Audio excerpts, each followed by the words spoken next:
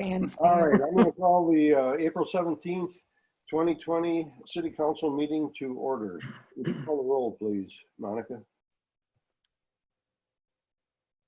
You got to unmute yourself.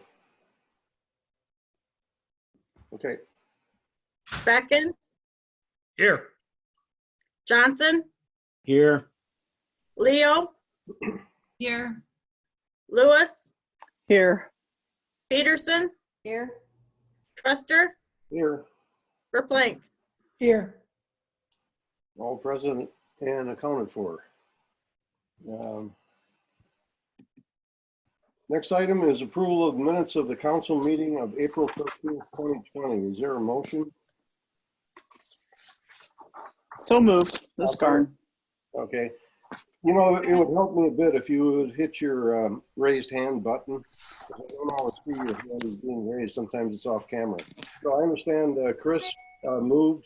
Or is it the other way around? I don't see a hand down Okay. on Chris my thing. moved. Is there a second? Second. Holly, second. All right. Any discussion? Any issues with the minutes?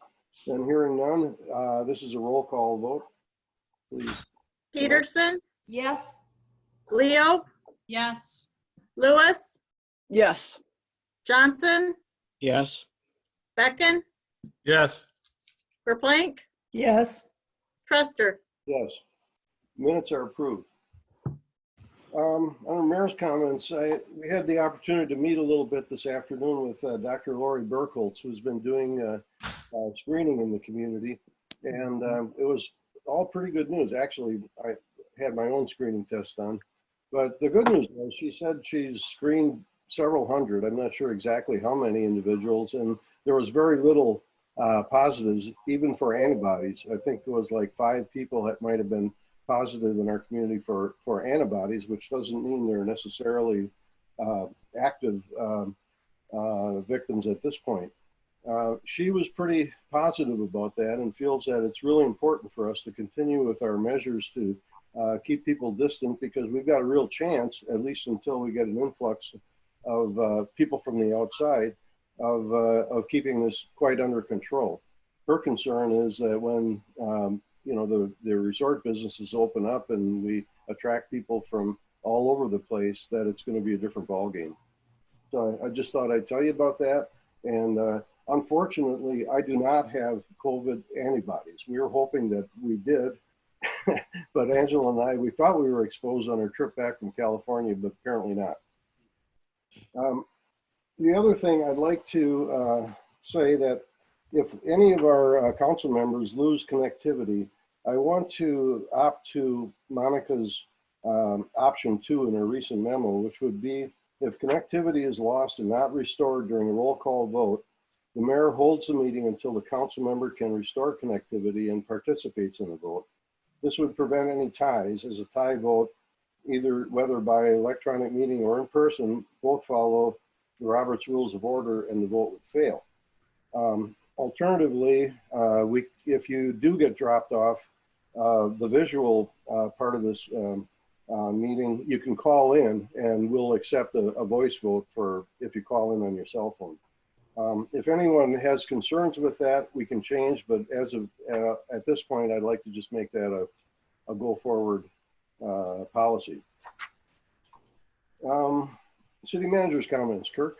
Yeah, thank you, Mr. Mayor. I attended a Zoom meeting today with Representative Whiteford, and she was giving an update on a lot of things at the state level.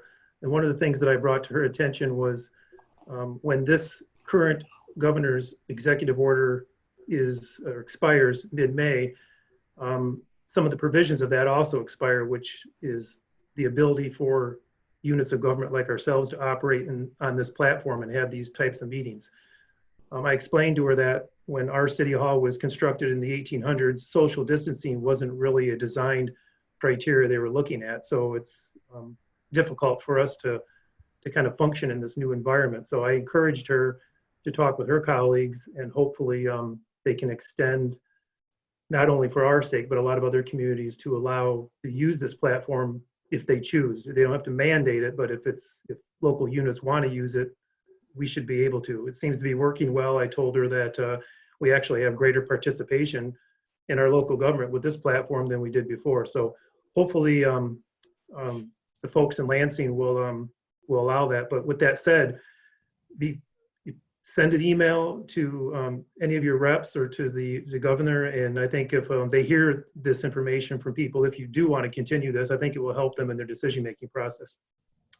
We had some of the business owners at the Cala building, which is across from the Coughlin Park, asked if we could install some 15-minute parking signs across all the parking spots in front of their building. Currently there's one, and because of the fact that they are not allowed to have in dining seating, there's a lot of people that are coming up there, and sometimes people park there and then take off. So that's the only place really in town that has a high congregation of restaurants in one area. So the Public Works Department went out and put the 15-minute parking signs on all those parking spots today. I informed the businesses that that was only going to be the case until after the order is lifted. So I just want to give you a heads up in case you saw that you didn't think that we were making that entire block of 15-minute parking in perpetuity. Kirk, where was that? That's in front of the Cala building. It's where you have Grow and the Mexican restaurant and Scooter's Pizza. Thank you. You're welcome. We're also taking some proactive measures at City Hall, anticipating when we reopen here in a few weeks. You may have noticed if you went to the post office or your local grocery store, every place that has kind of a interaction with the public has a type of sneeze guard type structure that's been installed simply because of the fact that you can't maintain that 6-foot social distancing. So at City Hall, you may remember we have sliding windows. So when you open that window, the employee is completely exposed. So we are installing some similar type devices like you see at the grocery stores. It's a plexiglass type material that will cover the window when it's open, and there's a slot underneath so people can do a transaction if it's paper or a check or something like that. So that'll help protect employees.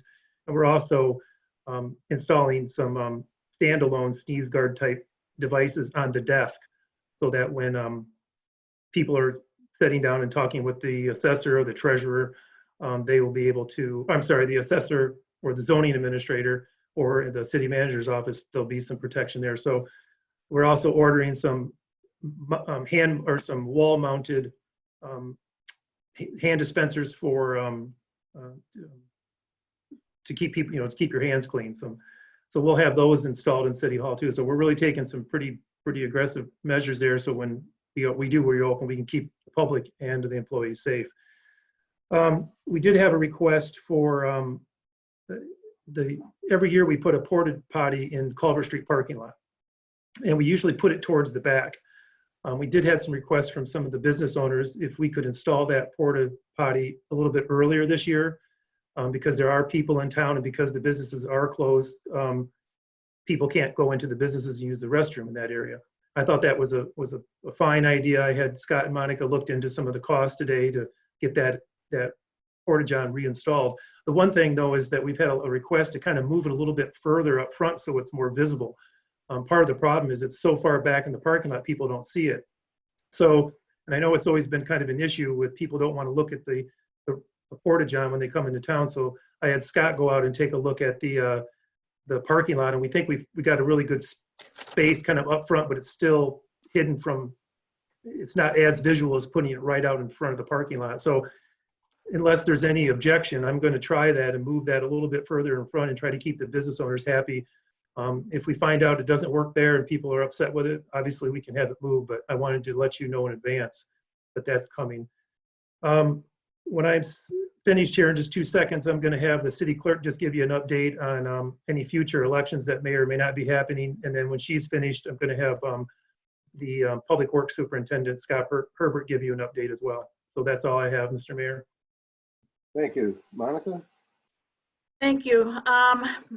The city of Saugatuck does not have a May election.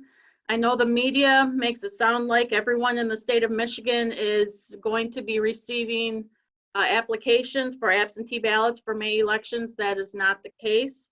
Again, Saugatuck does not have a May election.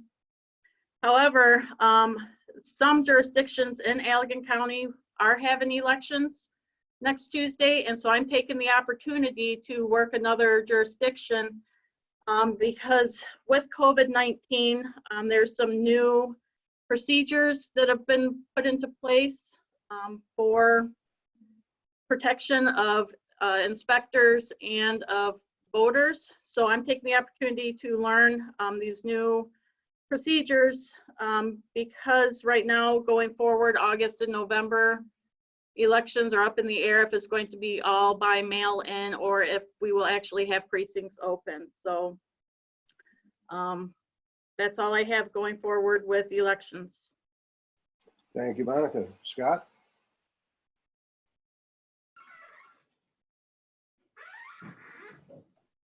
I think you need to unmute, Scott. You hear me? Yep, now we're good. Okay, sorry about that. Thank you, Mr. Mayor. At the Public Works Department, we're complying with all the governor's executive orders. We're still taking, a common sense approach with a lot of this stuff, assigning vehicles to employees, distributing PPE. We were lucky to get some cloth masks that we're wearing inside of the buildings anytime that we're not able to maintain that 6-foot social distancing. We're also moving forward with operations pretty well right now. With vacant streets, we were able to start doing some crosswalk painting, stop bar, parking space painting. I guess you just call that street painting. As well as we got mulch delivered today for the parks. Really just trying to keep everything in ship shape and turnkey and ready to go for when all the governor's orders are lifted. We're in as best shape as possible. The bulldozer is scheduled for this week to be out at the Oval Beach doing some final grading so we can get in there with our surf rake and remove all the debris that's washed up on shore over the course of the winter time. I'd like to be able to rake the beach at least a couple times a week, as much as we can until we get into heavy season. So we're in really good shape operation-wise. I think next week temperatures are at a point where they're warm enough where we can get the Kalamazoo Lake Sewer and Water Authority to turn water on for all the irrigation in the parks. We'll have Wicks Park restroom ready to go, Mount Baldhead restroom, Oval Beach restroom, working closely with the Oval Beach manager, and she's anticipating being able to get into some of the buildings out at the Oval Beach next week and get those up and operational, so we're ready to go. With that being said, that's all I've got as far as the Public Works update goes. Okay, are there any questions? Chris? I gotta find where my mute is at. You're unmuted. Oh, okay. Do we have any further information on the steps to Mount Baldhead? Are we going to continue to keep that blocked off for the foreseeable future? Well, we haven't talked about that. I've got mixed feelings about it. I mean, it's an outdoor venue. In the best of all worlds, if people wore masks, you could make the case that, well, they're just passing each other on the steps and they have masks, but clearly that's not happening. I don't know. I mean, we could open that up for discussion amongst the council. Mr. Mayor, if I may, the plan that I had in place that I was going to continue with unless otherwise directed is when the governor's order is lifted on May 15th, obviously we were going to open the steps back up at that time. If the council would like us to open up the steps before that, we definitely can. The advice we got from the health department is if we could not maintain or ensure that we could have the social distancing, that they recommended to close that area down. So we kind of took their advice, and at this point in time, we were going to wait till the 15th of May, and then once the governor's orders lifted, that it was going to be open like everything else we think will be open. So that's the plan we have right now. And that's fine with me. It's just that there's been on Facebook quite a few questions about it. I just wanted to make sure we had some dates that we could respond to. Yep. Okay, any other questions of Monica or Hey, Scott. yeah, Garnet? Nope. Nope. Okay. It's Holly. All right. Holly, I'm sorry. Hang on. I think I muted myself. Scott, how does Oval Beach look to you? There's a steep incline from the parking lot to the water. It's pretty steep. We might run into a small portion of the beach where we're not able to groom with the beach rake because of that incline. We're going to kind of drift sideways. But it's been an incline this whole time and we've been able to do it just fine. So really until we get out there and try it for the first time, we don't really know. But, you know, there's not as much beach, but we still have a lot more compared to some of the surrounding beaches. So we're looking forward to getting it in as good a shape as possible. Okay. Any other questions? Okay, thank you. Next is agenda changes, additions, or deletions to be offered. One that I would offer would be as a guest speaker to welcome Dean Kappigan. Are there any other changes? Hearing none, we'll move forward with guest speakers. Dean, would you like to take the first? Please. First, it's great seeing everybody.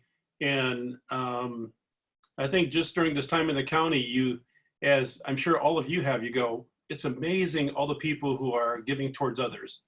And to see our Sheriff's Department, our Emergency Management, our Health Department, and so many others, and I'm sure all of you are going, you know, how thankful you are for them. I just wanted to let you know that if you all go to elgincounty.org, like we have a day by day as far as what's going on with COVID for the numbers. So if you have the public that would ask you and say, well, what are the numbers? What's happening? Like today, and they redo it every day, but we've tested 769 people with 75 positive tests. They're monitoring right now they've monitored 354 people. They're currently monitoring 161 people. And then it also gives you by zip code as far as, so you know what's in your area. But it's just a resource for you to go to. Also, I would suggest that when you go to that elgincounty.org, look at high water. And there's just a resource to help address concerns with high water. It goes back to the 80s as far as to say, hey, what was going on with high water in the 80s? It's resources for the public and for you to send people to go, wait a second, this is what emergency management is doing. This is how you get sandbags. This is how, it's just, there's at least 30 different things on there that they can go to, you know, just as a resource for you to send people to if you get that question as far as for high water or for the COVID issue. And then I would just say to you that as you listen to the news, as I do too much, you just go, man, it seems like there's so many areas that there's financial instability. And I just want to affirm to you how proud I am of the management of the finances for the county, what it's been, because we're financially stable. We aren't worried. We had, the way our financial structure is, we had resources for if this would happen. You know, so I'm just thankful that we've been fiscally sound, so I can say to you and say, no, we aren't in trouble. And what's happened with the county is we haven't put people on unemployment. We've kept people working at home. And the people are working at home that aren't busy, we have educational things for them to do within their structure of work. As far as for them to catch up, we try to keep everybody busy. And, you know, my hat is off to fire departments, law enforcement, emergency management, and all what they've done to keep this thing going because they're working together. As I'm just hearing from your reports, what's happening within Saugatuck itself, and that's happening in Elgin County. But we are financially secure, people are working together very well. And I hope you just look at those resources with elgincounty.org just to give you information so you can give it to your citizens. Thank you, Ken. Thank you. Chris, did you have a question? Still muted.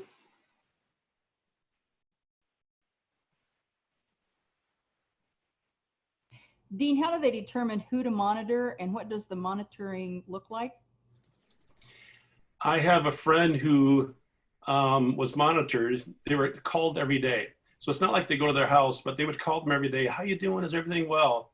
If they didn't have a way to get a hold of them, they'd actually go to their house to see if they broke that staying in their house, staying in the residence type thing. But it's just a call that they're doing to monitor them. Also know that I think emergency management has itself with people who can't get out that are in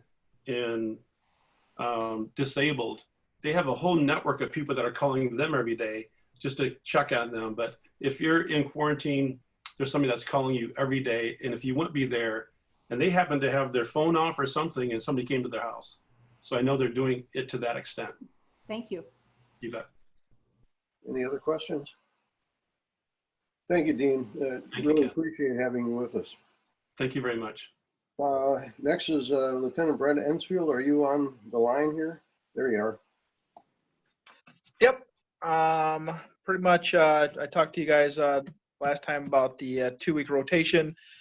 We had our first 2 deputies, Deputy Haggerty and Deputy Krydoff, finish that up, and then the other 2 are starting their 2nd week of rotation tonight. We have been watching and monitoring the parks and all the other stuff that we talked about during the last phone call. And we haven't been seeing anything that's out of the ordinary or anything that would raise any kind of ruckus or anything like that should stay status quo. We've had a couple calls on some construction and stuff, so forth, that we dealt with for the governor's order. And we have been conversing with Scott and Kirk about some of the parking issues there that you guys had just spoke about, and some of the high water issues and stuff that were on the roadway earlier near Spear Street. So other than that, that's about it right now. So. Okay, any questions? I'd like to take the liberty of asking Chief Janik to make a few comments about what the fire department is experiencing these days. Mr. Mayor, I'm sorry to interrupt. Councilmember Johnson raised his hand. Oh, I'm sorry. Barry? I got the button. I raised my hand. Good, I see it. Yeah, all right. Yes, it's again about our sheriff's deputies. One of them was deployed because of in the National Guard. Yes, Deputy Visser was deployed. Yep, she is in New Jersey. Okay, hear anything from her? We think about her all the time. Another deputy talked to her a couple days ago, and sounds like she's doing good. But she's down there working in some type of triage COVID hospital down there in New Jersey, I believe he said. So. We think about her all the time, so let her know. It's definitely commendable for sure. So, yeah, you just don't you see all these people that get deployed, and you just don't think that until you know somebody, and then it kind of hits home. Yeah. Yeah. Thank you. Greg? Yes, sir, Mr. Mayor. Thank you. Good evening, everyone. Fundamentally, I think all the fire departments are rethinking the way they respond and the way we are handling the COVID crisis. Certainly, so many changes have transpired, but I can assure you that no one, including Saugatuck, can do this alone. It has been a collaboration, huge collaboration with public health in Allegan County, our great emergency management director, Scott Corbin, the city leaders. This has changed the way we do business. Our calls are down maybe about 18%. They mirror the sheriff. What has increased is behavior issues, mental health issues have increased. Volume of motor vehicle incidents has rapidly gone down. Still, we have lots of situations where you're concerned about bringing the virus back home. And that's the number one concern with the fire service, public safety in general. It actually happened Friday, where we had a negative COVID incident, and I got called on Sunday from public health that the person tested positive. So there's some things that we have to do, and we treat every incident as if it's COVID. However, you have a shortage of Tyvek suits, so you cannot respond in the fashion that you would like to on every call because of PPE resource problems. Still, the communication with Allegan County and the leadership in Allegan County is stellar. And I do not feel that we would be where we're at without collaborative efforts. So I applaud all of you as city leaders. It's just, for me, kind of majestic to sit back here and watch this because we are such high risk, but there's such great concern. You know, you have people like Scott Herbert, who's at the forefront. He walks into my station after we screen him. He walks in with a mask on. He looks like he's going to perform surgery. Scott takes this very seriously, and he's to be commended. Kirk Harrier is at the forefront of all this. And for me to sit back there and watch what goes on, I can say with pride that all of us should be proud of our city leaders, including all of you. So that's where I'm at, Mr. Mayor. I'm a happy guy. Thank you, Chief. Barry, you would have your hand raised? Yes, Greg. Yes, sir. You know, we all want to do what we can do to help, but is there anything we can do to help with the Tyvek suits or anything like that? Or they're just in short demand and they're just not enough out there, or what? Short demand. You like to reserve those Tyvek suits for known COVID. The situation is the screening doesn't always work. So there are other agencies that need them more than us. Take the East Side, for example, Barry. You know, public safety is about the other guy. And there are hospitals, there are places that need those Tyveks better than us. So we have, we're conservative in the way we respond. So no, nothing at this time. We're not ready to scream help. We're just going to be very careful with our deployment and our limited resources. All right, thank you, Greg. Yeah, thank you. It's comforting that we have such a great, stellar crew of people in fire and police and working with us at the county level. We really appreciate that. Mm-hmm. And our city crew too, Scott. So let's move on then to public comment. The next item. Mr. Mayor, Councilmember Leo would like to be recognized. I'm sorry, Holly. Thank you. Chief Janik, you know, because I'm from Detroit, I'm particularly worried about all of you guys. So I'm just wondering if you're cutting back on the number of officers that respond to calls, just to decrease your exposure, or if you're feeling comfortable about that. And I'm also wondering mitigation, like, do you have a process?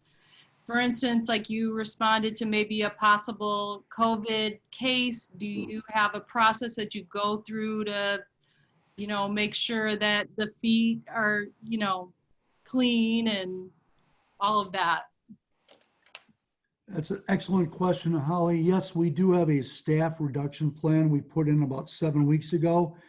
Typically, there's 3 people that respond. There's a scene safety person, an officer.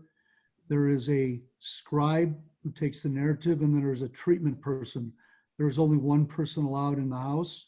That person has an N95 on, safety glasses and gloves.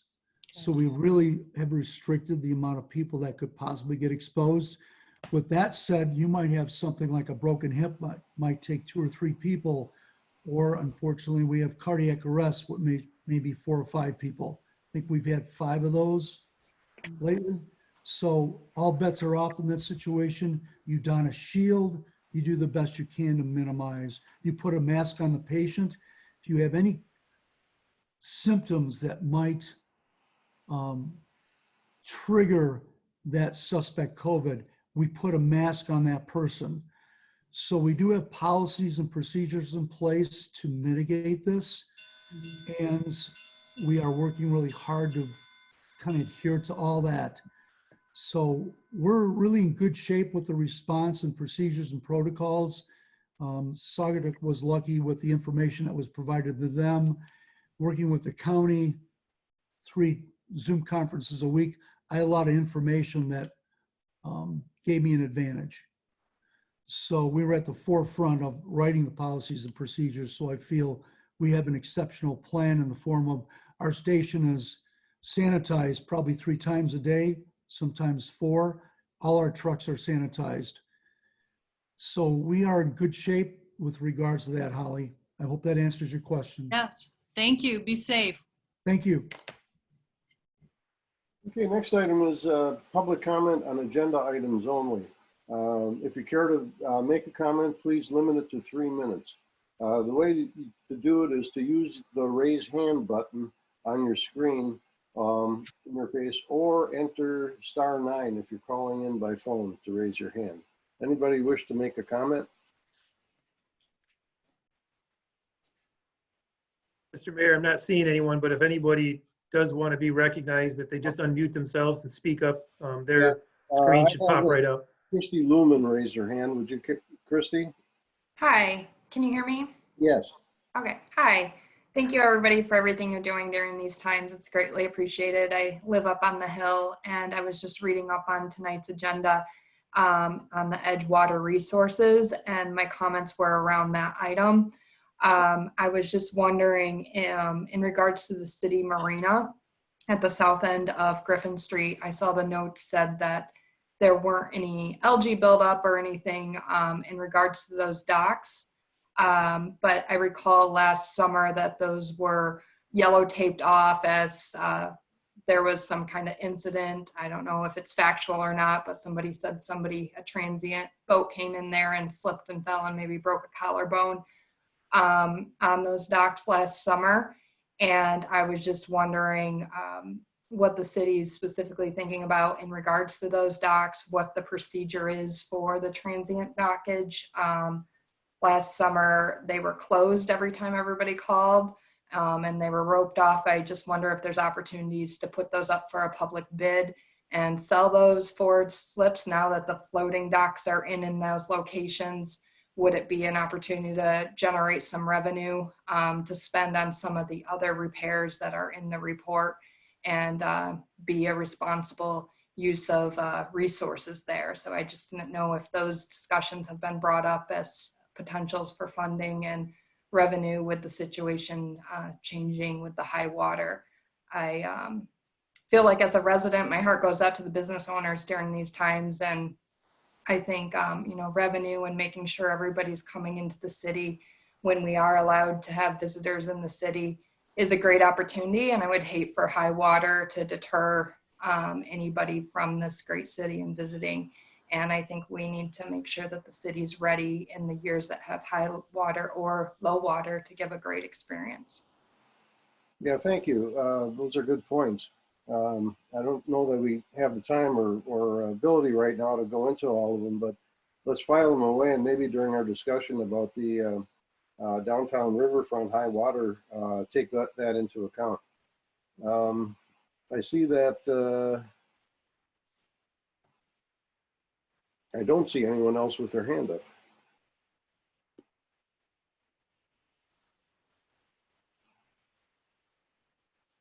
Barry, did you have a request to speak? I did not. Okay. I just sent Kurt a message that I made a note of the questions that came up, and this is not a question and answer, but perhaps, like we said, we can answer that during. Yeah, I mean, they're excellent issues, and we need to talk about them.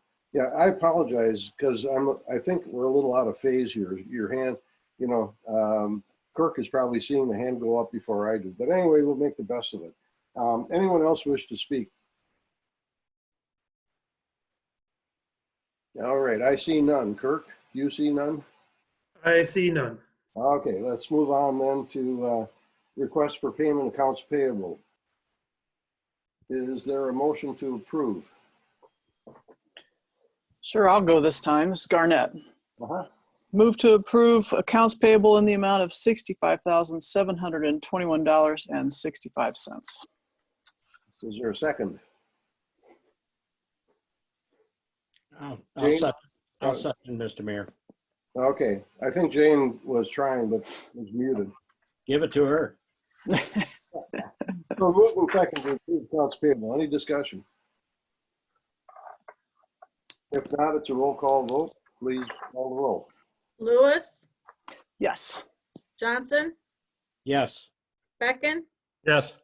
Leo, Yes. Peterson, Yes. Verplank, Yes. Blank, Yes. Truster. Yes. The accounts payable is approved. We have no introduction of ordinances or public hearings, no unfinished business, and under new business, we have one item, and that's the Edgewater Resources Downtown Riverfront High Water Report project. Kirk, do you have any thing to say in preamble? Well, yes, Mr. Mayor, we received this report last Thursday at the workshops. That was the first time that the city council and the public saw the report. And Greg Wycamp is also on this meeting as well, so if you want to speak with him, he'll be available. The council wanted to put this on tonight's agenda for further discussion. Also, I sent this report off to the city's engineering firm because what Edgewater was assigned to do with this project was to identify these areas and come up with some various strategies, which they did.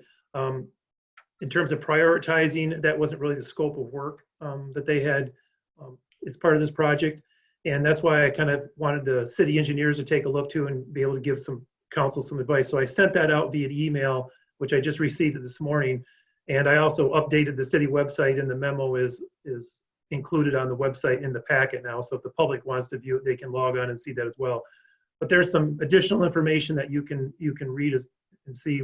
Some of the council members sent out some suggestions as well. And we also had one of our local residents who has quite a bit of experience in prioritizing, Miss Marcia Casper, and her previous work sent out some suggestions too. So we have a lot of things to work with and a lot of good ideas. So it's really up for council discussion at this point and how you would like to prioritize. And again, Greg Wycamp is on the phone if you want to reach out to him and ask anything, and I'll turn it back to you.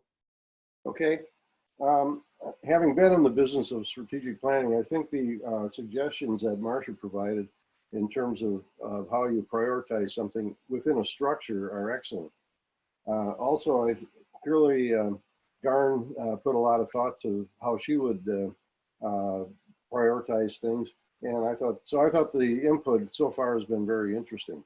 One thing that would come to mind then would be have a general discussion tonight about how we would want to structure our prioritization and then actually do it at the next workshop. So let me throw that out there and ask others on the council how they'd like to proceed. Chris? I really appreciated the work that Marsh put into this. I think it would work really well for our larger discussion, so we have more time to go over it with our other priorities. This one to me seemed to kind of do the low-hanging fruit, I guess I'd call it, that has been under discussion for at least 4 to 6 months. I really appreciate what Garnet did. I agreed with her all the way down until number 4 and 5, and I switched those. But I thought to separate the big projects, if people want to discuss the bigger projects over $100,000, put them in with our priority list, and then use the smaller of each one for maybe to get something done tonight even yet. Anyone else? Barry? Yes, thank you, Mr. Mayor. I thank you, Garnett, and thank you, our citizens for jumping in on that. And I kind of threw it out on a spreadsheet for me. And, I hate to delay anything because we got to get busy on this, but it's just such an overarching, end-to-end thing that I don't think we can figure that out tonight. But I might do a motion about maybe one area to get the ball rolling on something. But I'm not sure we can put our arms around the whole thing today. I think we got to gnash it out at a workshop to get the list completed. Yeah. So on the one hand, I'd like to maybe make a motion a little later and then get our arms around the rest of it as soon as possible. Thank you, Barry. Garnett?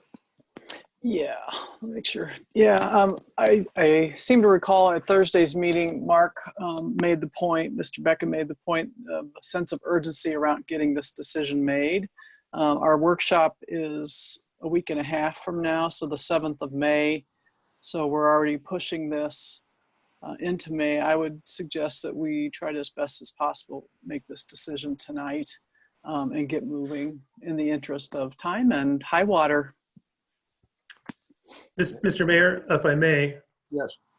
If the council, what we could do is, now that we have this new platform and it's pretty easy to utilize people's schedule, there's nothing that prevents us from doing a special workshop as early as next week. If you feel like you just need just a few more days to just get this solidified, we can definitely put that together. And as long as we post it within 18 hours notice, we'd be in compliance with the Open Meetings Act. So it's just an option. Thanks. Might be a good one. Garn, were you? I'm nodding agreement. I thought I saw that. I think that's great. Maybe we could do it on Thursday, and maybe even in replace instead of the next week Thursday workshop. That would work. Okay. Mr. Mayor, Yes, Mark. I kind of like that idea of maybe having a special meeting Thursday and being prepared to take some action on this or on some of these items, because I think through our discussion there, we're going to generate a few questions that gives Kirk time to get answers from either YCAMP or from the city engineer. Because I've got a couple. Okay. Anyone else? Chris? I'm okay with Thursday. Everybody else? You want to check Jane? Yeah, I totally agree. I'd like a little more time. I kind of like I discussed Marcia's grid with her this afternoon. I think that's an interesting way of going about it. Possibly take all the numbers out and let council put numbers in. Mm-hmm. And this is a big project to decide tonight. I like meeting on Thursday when I have a chance to go over these numbers a little bit more and reflect off any discussion we have tonight. Okay. Anyone else need to weigh in on this? Yeah, I've got my hand up. This is Garnet.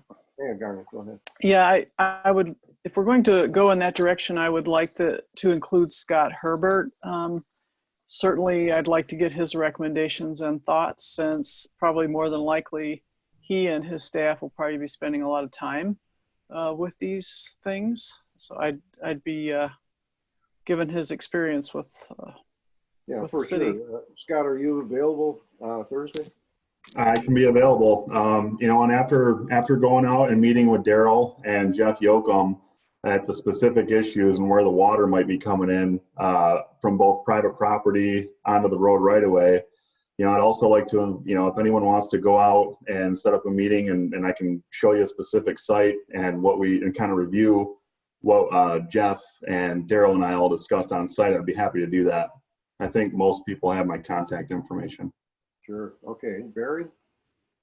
Yeah, I agree. I was just trying to page through some of my documents to see some of the price estimates were given included the labor involved, as far as, you know, so it jumped it up $10,000 because that's what's going to cost our staff to do it.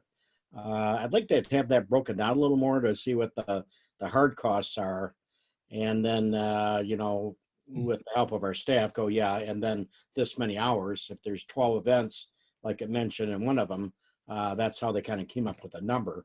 I'd kind of like those separated so I can see what the hard cost is and then also what the labor cost is. So. Okay. Who can do that? Greg is. We can look at that. And I'm available Thursday as well if you need any questions for us. So we'll break down basically the hard costs, you know, as best we can versus operational costs is how I would look at it. So operational versus infrastructure. Okay. Chris.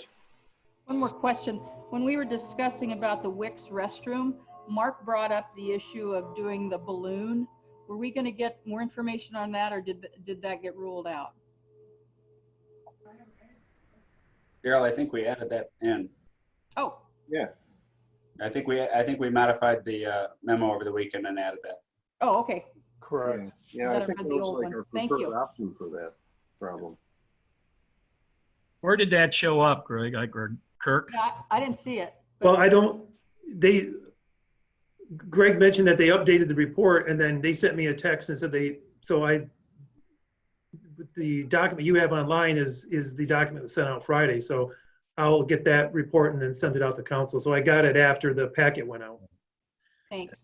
That's interesting because the city engineer did not comment on that particular option at Wicks Park. So interested in getting his opinion on that also, on the Wicks Park balloon approach.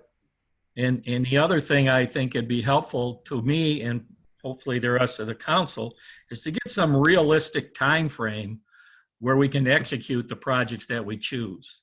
I mean, are we talking this project, and maybe this is something Greg can work with, this project with available, or the engineer, one project might take a month or 6 weeks or 2 months to get together.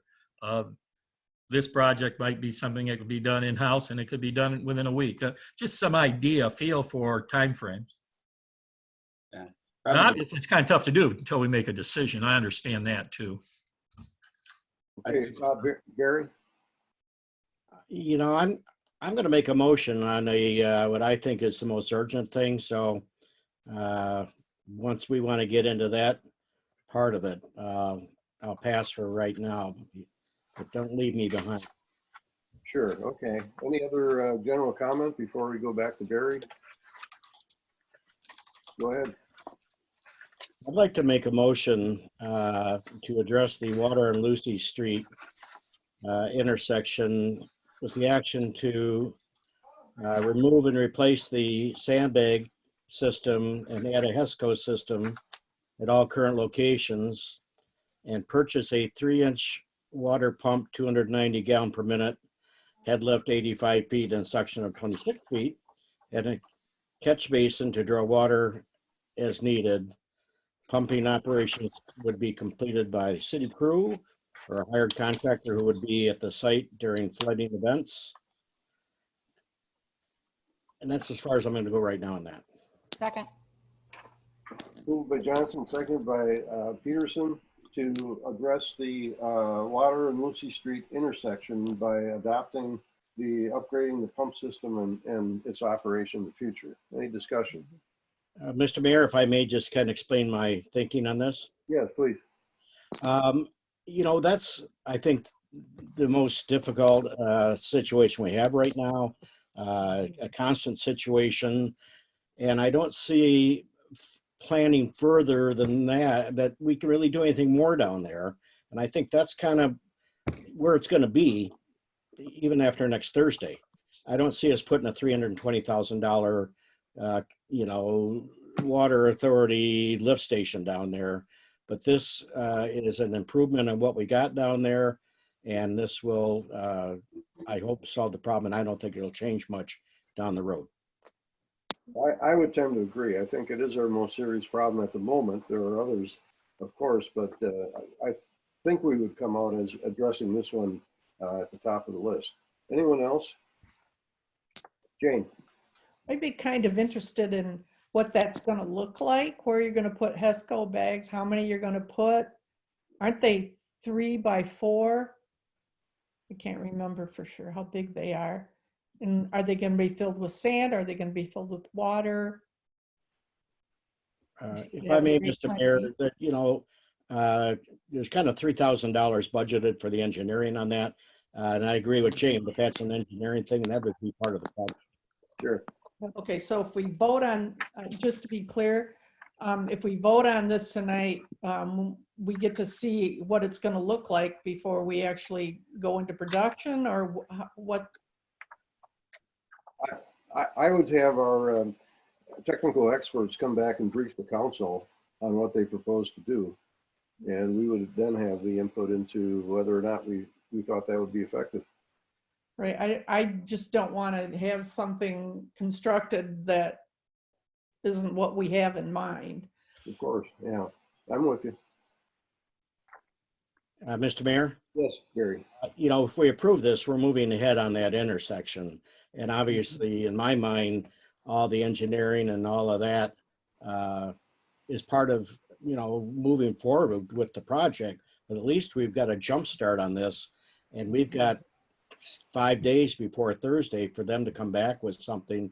And I kind of budgeted $9,000. When I looked at the pump and the engineering, the pump, the hose, and the engineering, I came up with about $9,000. So, it could be twice that. But I mean, I don't think we'd move ahead with anything without approving the plan. But at least this gets the ball rolling on that intersection.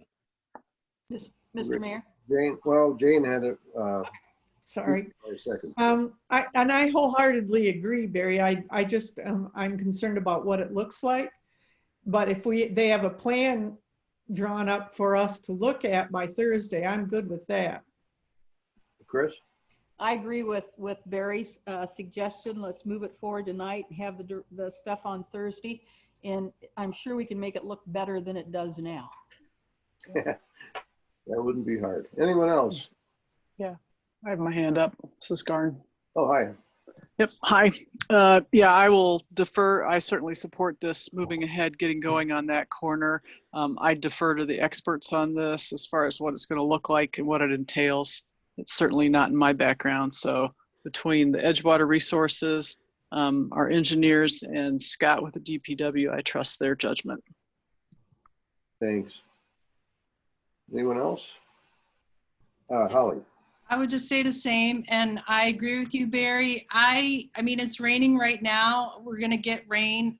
The quicker we can move on this, the better. And I agree 100%. Let's start there. So. Okay, let me call the vote then.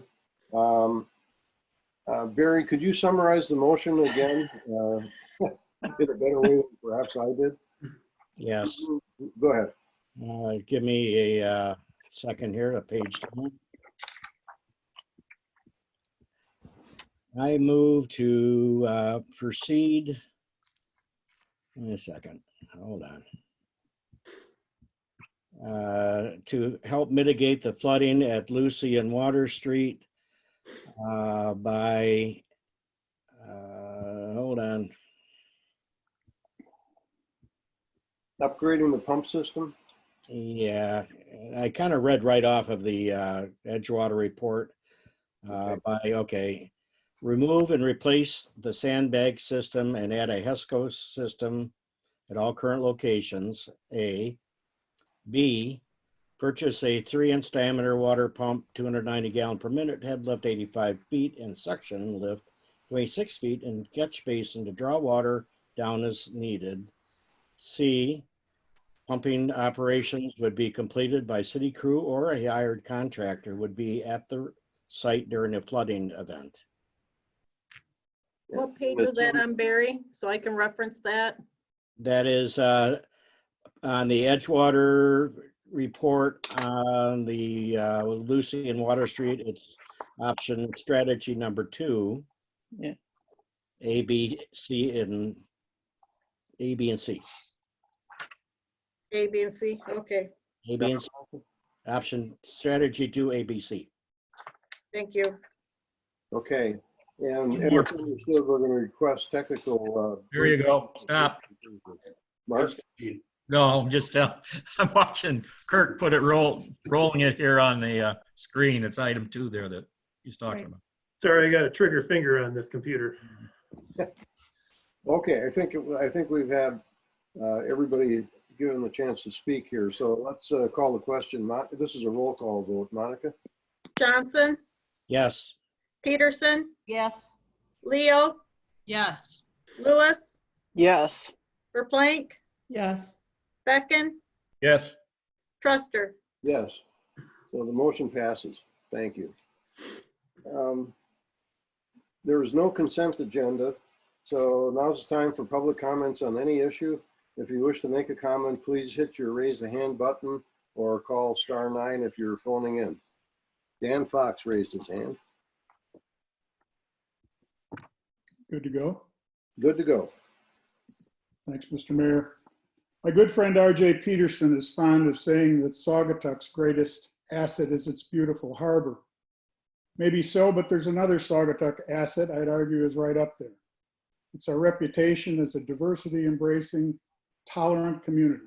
For many of us, this sensitivity to our neighbors explains why we came here in the first place.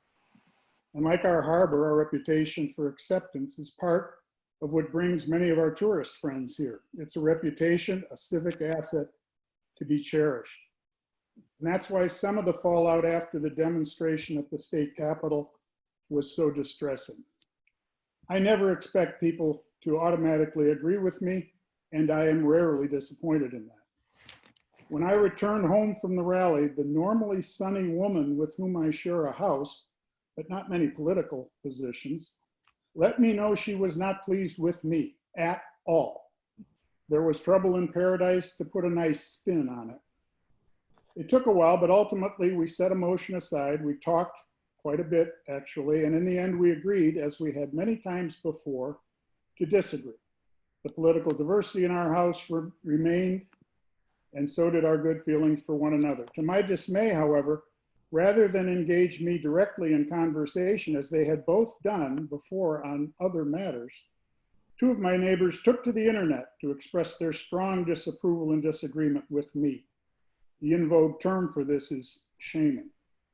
In this case, unintended consequences erupted, and they ended up shaming themselves. One of the two suffered the indignity of seeing her Facebook post and all the replies to it deleted in disgust by the moderator of the site. The others later posted in the same forum demanding I be removed from my appointed positions in the Planning Commission and the Fire Board, generated a torrent of angry replies in disagreement. Some threatened his business. Worst of all, though, Saugatuck was shamed. Our reputation as a tolerant, accepting community took a real hit. When two people talk their disagreements through one-on-one, they're the only audience. When you post on the internet, the World Wide Web, the world actually is watching. I winced every time someone somewhere out there posted a "what kind of intolerant community is that" sentiment. We can all learn from this. Tolerance of different political opinions, different lifestyles, different everything is a cherished Saugatuck asset. But like any reputation, this asset can be badly damaged by inconsiderate action. Tolerance is as tolerance does. Thank you. Thank you, Dan. Anyone else wishing to comment? Mr. Mayor, Mr. James Sullivan would like to speak. Okay. Go ahead, James.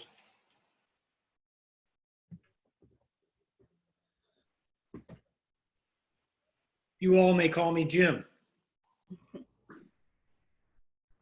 Okay. Mr. Mayor, I'm speaking on behalf of the Rotary Club of Saugatuck Douglas tonight. I have a statement and a question. Statement is that the Mount Bald Head Committee has recommended unanimously to our Board of Directors, and the board has accepted unanimously their recommendation to cancel the Mount Bald Head Challenge this September due to the coronavirus.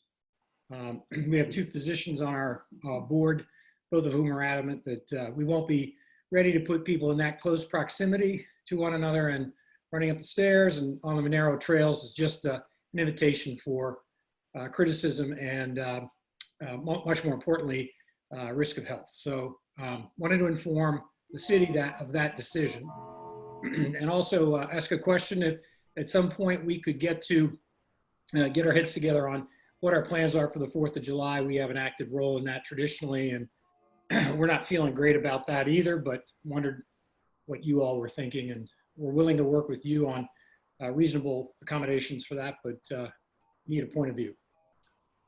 Yeah, good point, Jim. We're really sorry to hear that. Any of these events that are canceled really take away from Saugatuck's viability for the season. So we're sorry, but I certainly understand your position.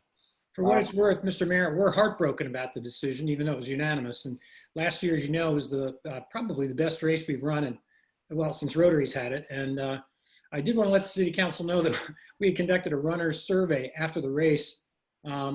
We had a 50% response rate within 10 days of the race, and the highest consumer satisfaction ratings I've ever seen, and I have a long career in consumer packaged goods marketing and research. So Saugatuck really put on the dog last year, and we were hoping to get 1,000 runners this year, but that has got to, well, you know, we had to.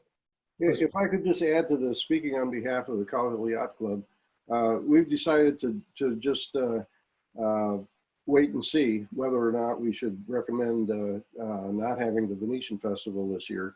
I think things are changing a lot, and our event is at the end of July, which is even closer than the event that you just canceled. But eventually we'll have to make a decision. So maybe at some point we should, at one of our workshops, talk about all these big summer events and get the feeling of the community about whether or not they feel, for instance, it would be appropriate to have the Venetian Festival at the end of July or not. So I appreciate, Jim, your comments, and perhaps we could schedule that at the next workshop meeting. I'd be happy to attend if it's at all possible. Okay, thank you. Thank you. Any other comments from anyone wishing to comment? I see none. Kirk?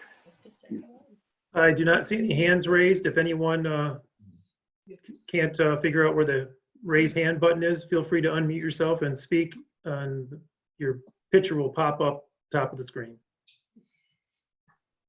Okay, then we'll move on to communications.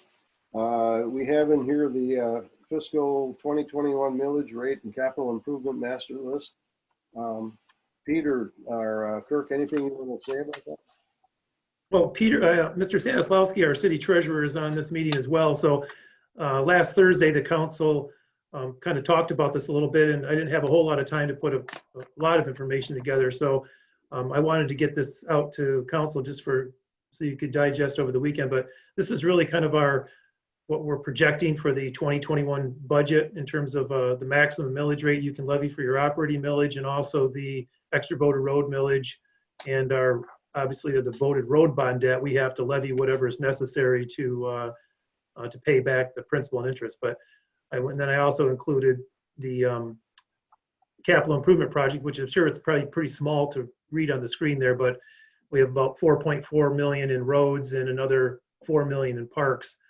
A lot of the flooding stuff that we're talking about right now is not in that, so that's something also that will be added on to those projects. But if you have any specific questions, you can talk to our city treasurer, finance director, and he can give you some more information as well. Okay, thanks. Moving to council comments, I'm going to take them in order of how they are on my screen. Mark, you'd be first.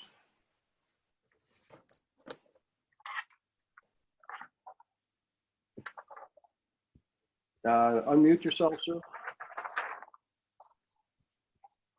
My bad, sorry. Right. Related to the Thursday workshop, I would hope that we could also expand out into the other locations and not just limit ourselves to the Lucy Street, Water Street. It is going to be a scheduled meeting, so we can take action at that meeting regarding the other locations if our discussion goes in that direction. Sure. Yeah. The point is to consider them all. That wasn't in the motion, but I just wanted to clarify it. That's all. Right. Okay. Well said. Holly? Right. I agree with you, Mark. Good point. I just wanted to say I was thankful that local business owner Elizabeth Estes held the Zoom meetings to talk to local business owners and residents. And I'm so thankful that folks participated. And the reason I bring them up is because I think it gives us data and feedback for what people need and want right now. So I want to just go over those, sir. I just want to list them. Number one came back, coordinated, verifiable safety and sanitation protocol. Number two, community-wide technology task force. 3, revolving grant or loan fund. 4, coordinated marketing efforts. 5, blocking or periodic blocking of streets. And 6, social distancing measures for planned events. So I would just say whatever we as city officials can do to assist those committees that are forming or starting up, the groups that are getting together, I hope that we will all step up to do that, because now is the time to row together. All righty. Barry? Yes, a couple things, Mr. Mayor. Certainly it was not my intention to not discuss all the other flooding issues we have. I just wanted to get the ball rolling on one specifically, but I very much look forward to talking about every aspect of that thing. But I also wanted to bring up a point of order that we passed by the committee reports. Oh, Oh, I apologize. I went right by that. We'll revisit it. Let's continue with the comments. yeah, I agree. Thank you. Yeah, thank you, Barry. I can always count on you to pull me back. Garnet?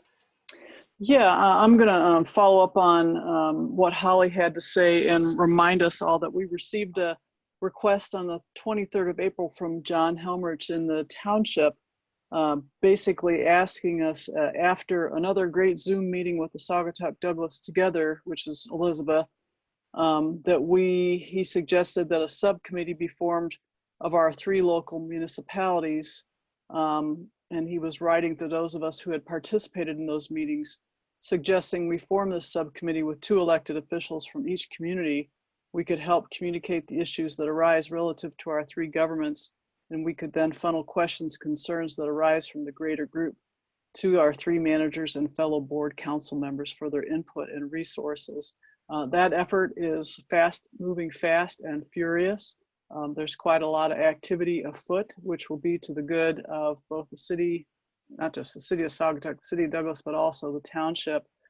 So I would like us to move on John's request, John Helmrich's request, if that is at all possible, and I'm happy to volunteer. And then following up on that, I participated in the Mary Whiteford Zoom meeting this morning as well, and what I heard loud and clear from Representative Whiteford was that our small businesses are deeply concerned, and of course she represents all of Allegan County. My concern is more local.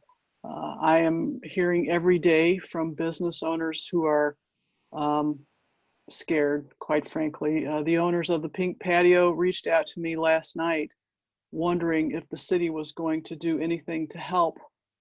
They are struggling, and they've set in a couple requests for PPP and EIDL and haven't heard anything. Just wondering if the city's going to help us. We're a little scared. And those are the types of messages that I get, and I would like that we as a city council step up and put together a plan to assist our businesses, because every time we cancel an event, it means less income and revenue and tourists in this town. People are very, very concerned, and they're looking to us for help. Hey, just a note on your first item.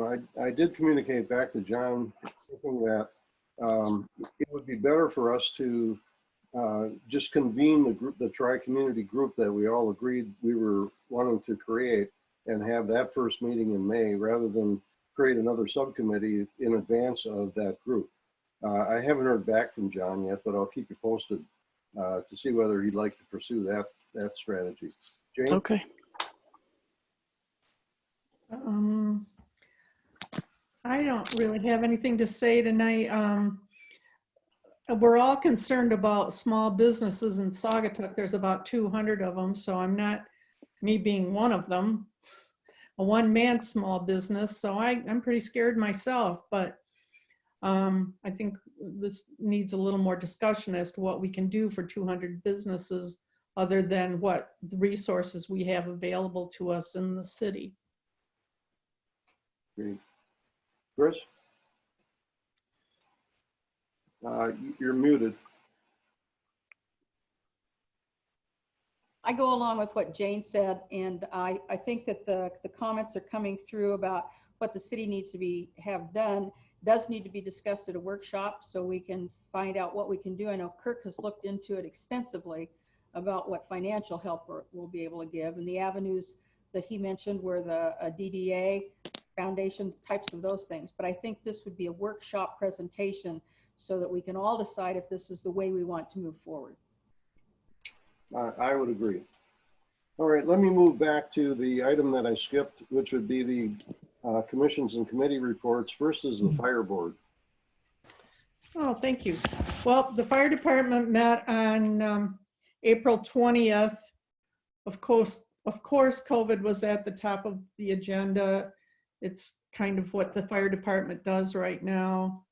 We did talk a bit about the dock and getting that coordinated. We're still not quite coordinated yet.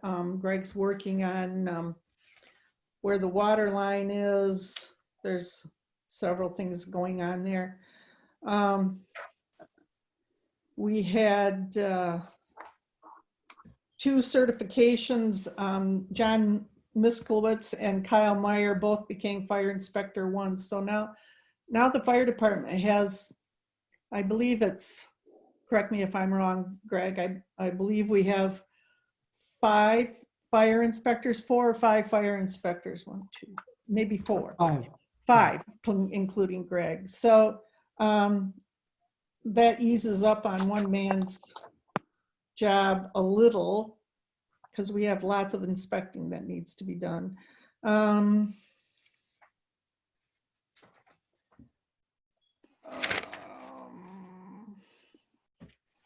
We are discussing the replacement of Fireboat 2192, which is on its very, very last legs. And we will be disposing of the shore station boat lift that's now at the fireboat dock. And we will also dispose of the 2000 Amber rescue boat. We are starting that process right now. We've received several thank yous from the community. I want to personally thank the fire department for all that they do. I see the stress they're under and they seem to maintain just fine, but it's very stressful when you have to worry about taking COVID home to your family every night. So let's just hope everything goes well. As do we all. All right, the Cal Lake Sewer and Water report. Mark? At our last meeting, our manager shared with us the continuation of his COVID-19 practices. Obviously, it's as critical to our water and our water system especially, that we maintain proper personnel in place to meet requirements, regulatory requirements regarding having water operators available at all times. We split up, and Daryl's done a great job. He's got the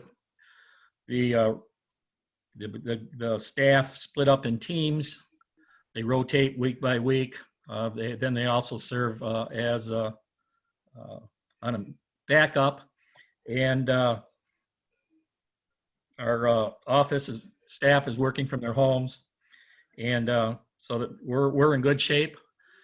His effort is to keep the premises and our water system completely safe from any type of infection,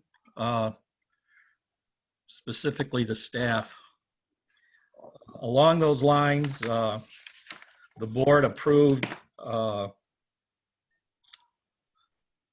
allowing the manager to execute an emergency operator contract in the event there are no available staff operators to operate the public water or sewer system supply. Meaning that if we got hit with an infection, all our staff was quarantined. He now has the capability, and he is working on a backup plan to have contractual people come in and run the system. We approved a motion to waive late fees and termination services due to non-payment for April and May sewer and water bills. And we approved a $25,000 repair to well 1, which is located at the foot of Center Street in Douglas. I think that's the highlights of our meeting, unless Barry wants to add anything.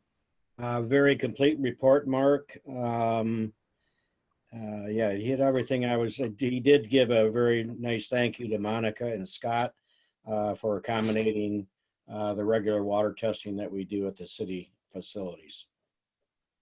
Okay. Mr. Mayor? Chris? Yes, this question is for Jane or the chief. The two boats that you mentioned, both of them supposedly at the end of their lifetime, are they, if you buy new, are they going to be a different length than what we have done all of the design on? Well, let the chief take this one. Yes, Chris, the boat that's being replaced is 17 foot 6 inches. The replacement will be 21 feet. Okay, and the third boat? There's only two. Yeah, well, there's a total of 3. We're just replacing one of them. So there's 3 now, there'll be 3 in the future. So we're just replacing one. Okay. It's become obsolete, so we're gonna sell it for what we can and working on modifying. Where does the third one dock then? The third one is on a trailer. I'm sorry, I missed that, Chris. The third one is on a trailer. It's known as 2193, and it's a smaller 16-foot boat that has a shallow draft, high-speed capability, and most importantly, it's capable of being pushed over the ice. It's built as an ice rescue boat, so it has runners on the bottom of the pontoons, and it's designed to pull people out of the water the way it's designed on the bow. So that's deployed with a trailer, always kept on a trailer, so we can take it to a small inland lake where it's needed if need be, or launch from the beach or wherever we need to. So that one is mobilized on a trailer. Thank you. Okay. Barry, you want to give the recycling report? Yes, my report, I love it because we had elections and Garnett was elected as chair. Whoa, well, all right. Please go ahead. I'm sorry. That's it's all good. We met Friday. We had a second meeting already Friday.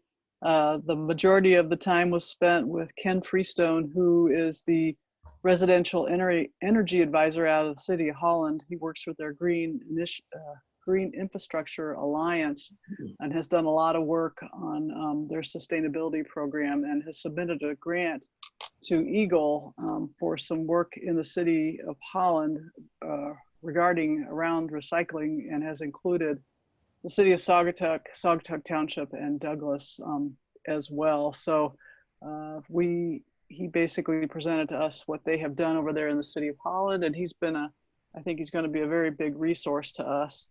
Our next meeting, we're going to go dive into our contracts that we all have respectively with Republic, and I think I don't know, I can't remember who the township has. And then ask the Republic representative come in and address the group and take their questions. So we're off to a good start. It's nice to have the Zoom meeting capability. It gives us the ability to get together often. So it's good. Thank you. If I may just jump in. At the meeting, we elected Garnett as chair. The co-chair, the vice chair Garnett, was that Kathy North?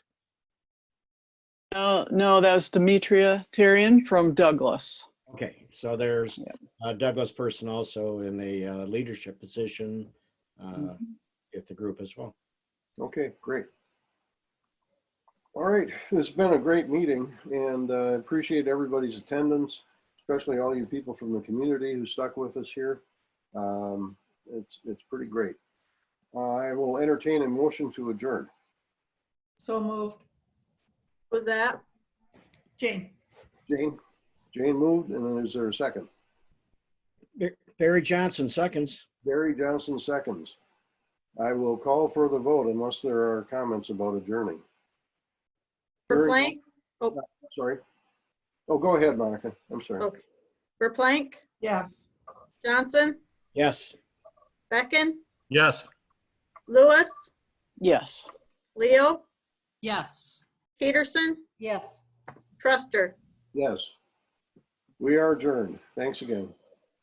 Good night, everybody.